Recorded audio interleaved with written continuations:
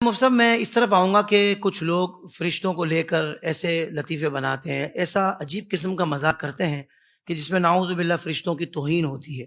بعض اوقات اس طرح کی بات ہوتی ہے کہ بھئی خواتین بہت میک اپ کرتی ہیں اور جب وہ منہ دھوتی ہیں تو اصل چہرہ سامنے آ جاتا ہے، اور فرشتہ جب آتا ہے روح قبض کرنے کے لیے تو وہ نعوذ باللہ اس طرح کی بات کرتے ہیں کہ فرشتہ آتا ہے تو کہتا ہے یار یہ وہی عورت ہے کہ جس کے لیے مجھے بھیجا تھا، یعنی اتنا چہرہ بدل جاتا ہے۔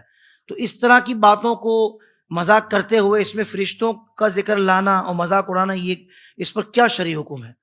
یاد رکھیے گا یہ فرشتوں کی توہین ہے، ہوں، اور فرشتوں کی توہین علماء اور فقہا نے لکھا ہے کہ فرشتوں کی توہین کرنے والا دائرہ اسلام سے باہر ہو جائے گا۔ اللہ اکبر تو اللہ۔ چونکہ قرآن مجید میں اللہ تعالیٰ فرماتا ہے لا یعصون اللہ ما امرہم، اللہ تبارک و تعالیٰ جو انہیں حکم دیتا ہے وہ ہوں، اس کی نافرمانی نہیں کرتے، وَيَفْعَلُونَ مَا يُؤْمَرُونَ، وہ تو وہی کرتے ہیں جو اللہ حکم دیتا ہے۔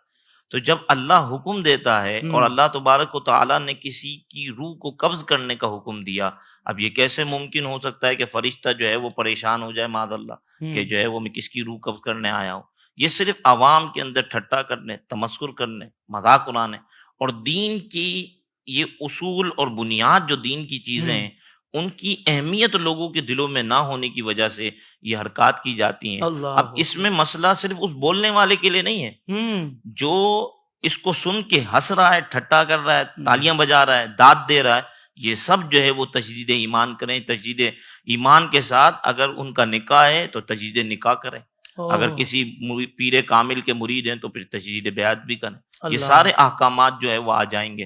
لوگ جو ہے وہ دین کے احکامات کو ہلکا سمجھتے ہیں، جبکہ جو ہے وہ انہی وجہوں سے، انہی چیزوں کی وجہ سے وہ اسلام سے باہر ہو جاتے ہیں۔ اور یہ وہ زمانہ ہے کہ جس کے بارے میں سید عالم صلی اللہ علیہ وسلم نے فرمایا تھا کہ ایمان کو بچانا ایسا ہی ہے جیسے جو ہے وہ ہاتھ میں انگارہ پکڑ لینا، کہ اللہ، اگر جو ہے وہ بندہ پکڑے گا تو ہاتھ جل جائے گا اور چھوڑے گا تو ایمان چلا جائے گا۔ اللہ تو اکبر۔ ایسے زمانے کے اندر جب اس طریقے کی واحیات اور عجیب و غریب گفتگو ہوگی تو یاد رکھیے گا کہ اس سے جو ہے وہ ایمان برباد ہو جانے اور پھر آگے نسلیں چلنا، یہ ہوں، سارا جو ہے وہ ایمان کی بربادی اور خرابی کا سبب چلا یعنی جائے کہ گا۔ خلاصہ کلام مفتی صاحب یہی ہم اس کو سمجھیں کہ شاعر اللہ اور شاعر اسلام جو ہیں ان کو مذاق میں کسی طور شامل نہیں کرنا چاہیے۔ بالکل بھی نہیں کرنا چاہیے، اور ذرا سی حقارت اور ان کے دل کے اندر ہلکا جاننا ان ہوں، کو، یہ بندے کو اسلام سے باہر کر دیتا ہے۔ اللہ